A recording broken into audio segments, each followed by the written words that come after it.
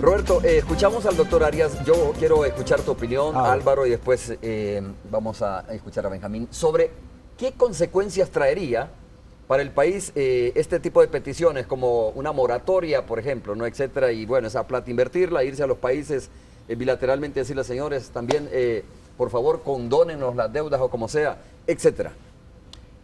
Es que depende cómo organices el esfuerzo para plantear esto de tal manera que te salga bien. Es decir, no vas a poder hacerlo de repente como un rayo en cielo despejado. Hay que crear condiciones diplomáticas en el sentido de buscar toda una circunstancia en la cual cuando se haga el planteamiento tú tengas asegurado que eso va a ser bien recibido y negociado de tal manera que pase.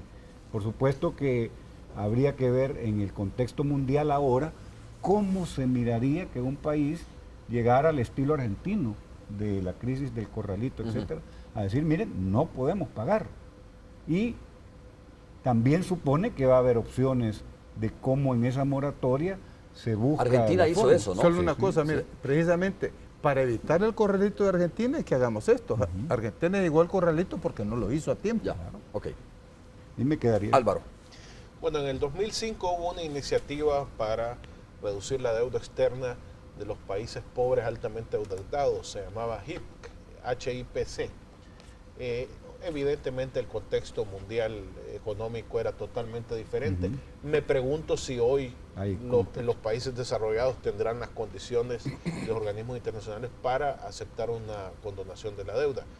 En ese entonces, yo recuerdo el ejemplo hondureño, que pasó más o menos de un nivel de endeudamiento de 5.000 millones a 2.000 millones gracias a esta iniciativa. En aquel momento incluso se debatió en el país pedirlo. La razón por la que estos países pedían la condonación de la deuda, no solo estaba Honduras, estaba Nicaragua y Bolivia, que yo recuerde, en América Latina, parte de las razones era que mucho del endeudamiento venía de los desastres naturales. Nicaragua y Honduras venían del Mitch, Nicaragua venía de la guerra civil. Nosotros teníamos el contexto de los terremotos, que en gran medida parte del endeudamiento viene a partir de ahí. Y luego, ¿No es cierto eso? Y luego, no es cierto. Y luego, a partir de entonces, se hubo un debate si se hacía o no se hacía la renegociación de la deuda.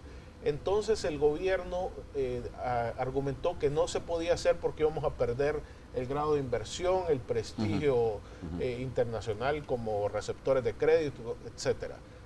El punto es que 7 años después volvemos a enfrentar el mismo problema, hoy sí altamente endeudados, mucho más endeudados que lo que estaban Honduras y Nicaragua juntos en ese momento, para que nos demos una idea.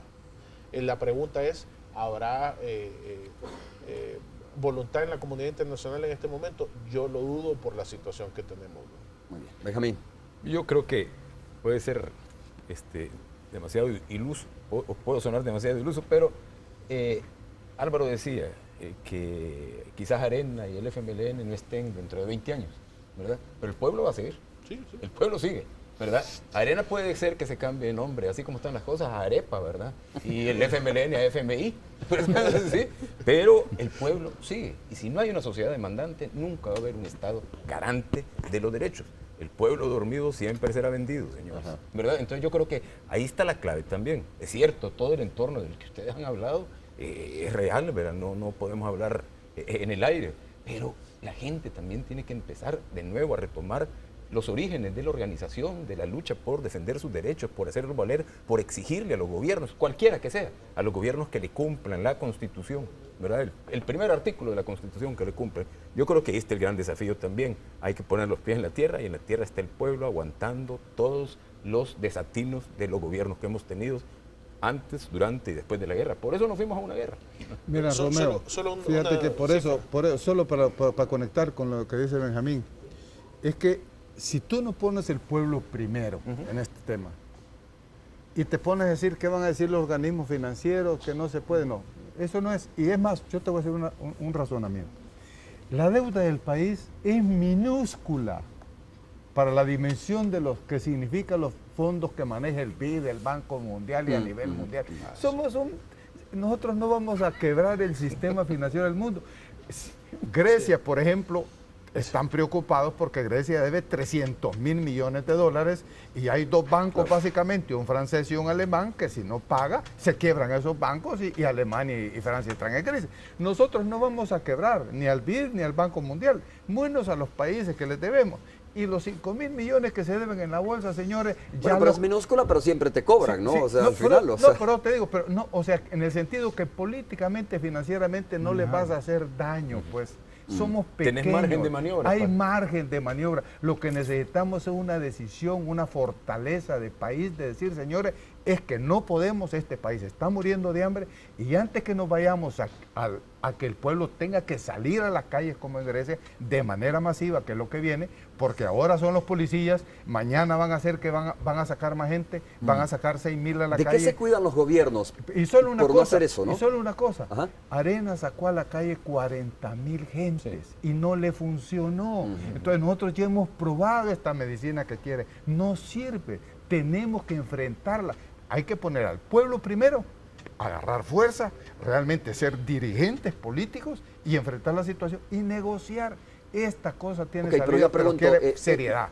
Por algo los gobiernos no lo hacen. ¿Por qué no lo hacen, Roberto, según tú? ¿Por qué no son francos en esto y se declaran, como dicen, bueno, y piden una moratoria, piden condonación de deuda? ¿Por qué no lo hacen? Porque quedan quebrados, es como cuando tú vas a la banca, ¿no? Y piden, mire, no le puedo pagar, aquí vengo. Y entonces después no sos sujeto de crédito. ¿O qué hay detrás de esto? Lo que hay detrás es el telón electoral. Es decir, si no ubicas todo lo que está pasando a nivel nacional en ese contexto, no se entienden las cosas. Todo lo que se hace o se deja de hacer está en el cálculo si va a contribuir a que se ganen o se pierdan las elecciones. Entonces, claro, el miedo es, si yo me declaro incapaz de pagar la deuda y quiero negociar, van a decir que soy incapaz y que yo soy el responsable y que la factura la voy a tener que pagar en la próxima elección. Posiblemente eso esté en medio del pensamiento de no querer hacer las cosas como se deben de hacer. Pero Funes dice que no tiene partido y ya va para afuera. Tan es así lo que dice Roberto, perdón, tan es así que ahora yo veo un secretario técnico de la presidencia repartiendo insumos agrícolas. Es que dice que se quiere tirar. Campaña ya. Se quiere tirar a campaña. Sí, ¿no? tiene mucho que ver con esto. Pero entonces el responsable es Funes porque supuestamente es el que manda, no Segovia, va. Y anunciando leyes de promoción de inversiones a estas alturas, ¿no? Sí. Y luego, y no tomando en serio cosas tan preocupantes como lo de la roya. Ahí vimos al nuevo ministro de Agricultura decir que el problema de la roya es político. Por favor. Sí, cuando el café es el principal producto de exportación del país y los cafetaleros, el cafetalero de a pie se queja del grado de infección que tiene, ¿cómo va a ser político? Y es importante lo que tú dices, porque fíjate que si empiezas a sumar el café, la producción ha caído drásticamente. Sí. Y si tú le empiezas a quitar los dólares, que porque el café cae, que ahorita suben de precios los granos básicos y todas las importaciones de maíz y trigo se van a encarecer, empiezas a ver ya esta crisis que vis del Ejecutivo, la dimensionas macroeconómicamente y este país tiene una crisis severa que tenemos que enfrentar. Bueno, okay, Benjamín. Y el próximo gobierno también, ¿verdad? Sí, cualquiera que gane. No cualquiera, sí. Es una cosa difícil.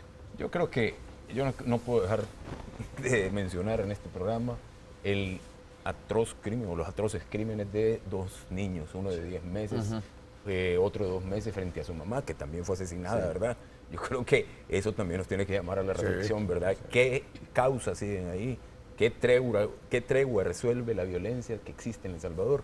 ¿Verdad? Todo eso hay que reflexionar. Y otra pregunta, ¿qué es lo que tiene que pasar en El Salvador para que como país reaccionemos? Ya los crímenes que se han dado en este país, una colegiala que es desaparecida y después asesinada, lo que acaba de pasar este fin de semana. La pregunta es, ¿qué vamos a esperar que pase? Bueno, señores, les prometo que podemos hacer un programa sobre eso realmente, ¿no? Más adelante habrá muchos temas que abordar con nuestros panelistas. Muchas gracias, doctor Arias.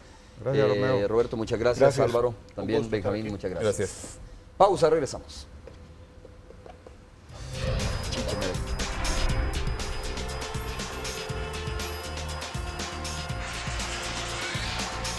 Bueno, y a punto de que sean las 8 de la mañana, iniciamos con la actualización del tráfico vehicular en la Alameda Roosevelt gracias a las cámaras de IBW.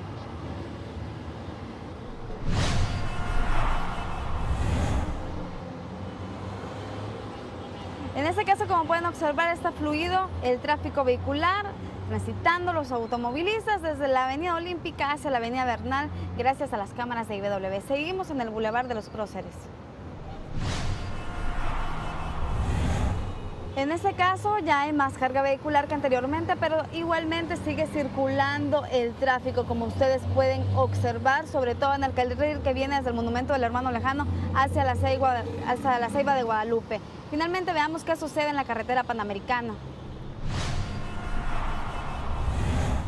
En este caso ya está circulando con mayor rapidez el tráfico, a diferencia de como le mostramos en los reportes anteriores, ya que estaba bastante lento y por momentos hasta paralizado el tránsito sobre la carretera Panamericana en este tramo. De inmediato pues les informo que el taxi accidentado sobre el kilómetro 14 de la carretera de Los Chorros ya fue retirado. Sin embargo, el tráfico persiste. Me comentan de que el tráfico, las largas filas de vehículos inician desde Lourdes Colón hacia Santa Tecla. Asimismo, la situación está complicada sobre el Boulevard Sur, debido a que ambos carriles están bloqueados por un accidente de tránsito registrado entre un bus y un automóvil particular, específicamente frente a Geo y sobre el carril que conduce hacia el Puerto de la Libertad. En otro accidente de tránsito registrado sobre el Boulevard Constitución, esto por la imprudencia al conducir, ya que por intentar sobrepasar ocurrió este accidente en esa zona. Asimismo nos reportan que está congestionado desde la Universidad Evangélica hasta el semáforo de la 75 Avenida Norte. Así que tome mucha precaución si usted necesita transitar sobre esa importante vía. Con esa información nos vamos a pausa, pero regresamos con el cierre de Hechos AM.